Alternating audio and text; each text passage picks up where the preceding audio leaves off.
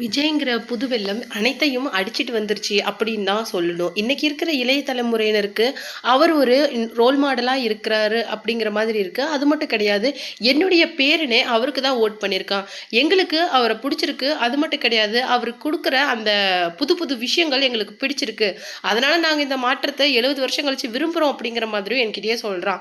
ஆனா இதுல ஒரு முக்கியமான விஷயம் என்ன அப்படின்னு சொல்லிட்டு பார்த்தீங்கன்னா, எல்லாருமே எம்ஜிஆர் ஆயிட முடியாது அப்படிங்கிற வார்த்தைய அப்பவே நடிகர் சிவகுமார் அவர்கள் சொல்லியிருந்தாங்க. அது மட்டும் கிடையாது.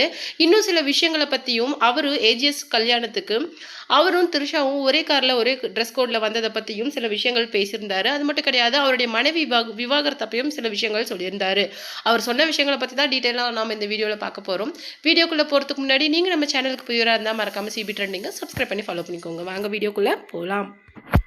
விஜய் மற்றும் அவருடைய மனைவியான சங்கீதா விஜயோட டிவோர்ஸ் அப்பவே என்ன சொல்லியிருந்தாரு அப்படின்னு சொல்லிட்டு பார்த்தீங்கன்னா, மனைவி தான் குடும்பத்தோட ஒளிவிளக்கு அப்படிங்கிற மாதிரியும், மனைவி இல்லாத வீட்டில் லக்ஷ்மி கடாட்சம் இருக்காது அப்படின்னு சொல்லிட்டு சொல்லியிருந்தாரு. அது மட்டும் கிடையாது. மனைவி அப்படிங்கிறவங்க வீட்டு சாப்பாடு, நடிகைகள் ஹோட்டல் சாப்பாடு அப்படிங்கிற மாதிரியும் விமர்சனம் பண்ணி பேசியிருந்தாரு.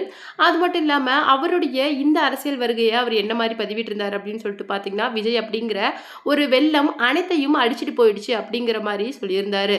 அது மட்டும் அல்லாம தன்னுடைய பேரனே அவருக்கு தான் ஓட் பண்ணியிருக்காரு. அது மட்டும் இல்லாம இந்த ஜெனரேஷனுக்கு அவர் கொடுக்குற அந்த புது புது விஷயங்கள், அது மட்டும் இல்லாம இன்னோவேட்டிவான நிறைய விஷயங்கள் எங்களுக்கு பிடிச்சிருக்கு. நீங்க இன்னும் மாறல, நாங்க மாறிட்டோம் அப்படிங்கிற மாதிரி என்னுடைய பேரனே சொல்லியிருக்கான்.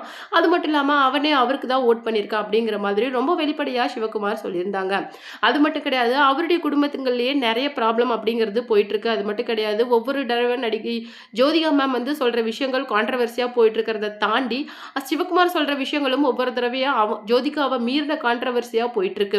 அந்த வகையில விஜய் பத்தி அவர் சொன்ன விஷயங்கள் தான் இப்போ சமூக வலைதளங்கள்ல ஒரு பேசுபொருளா போயிட்டு இருக்கு. அது மட்டும் கிடையாது. இப்படி அவர் இளைஞர்களுக்கு கண்டிப்பா ஒரு பெரிய ரோல் மாடலா இருக்கணும். அது மட்டும் இல்லாம லட்சக்கணக்கான பேர் இன்னைக்கு அவரை ஃபாலோ பண்ணிட்டு இருக்காங்க. அவருடைய ஒவ்வொரு அசைவுகளும் இன்னைக்கு நோட் பண்ணப்படுது. அப்படி இருக்கிற பட்சத்துல ஒரு தலைவன் ஒரு எடுத்துக்காட்டா இன்னைக்கு ஒரு வழிகாட்டியா இருக்கணும். நீங்க எந்த விதத்துல ஒரு சின்ன தப்பு பண்ணனாலுமே அது பல்வேறு பேரால ஃபாலோ பண்ணப்படும்.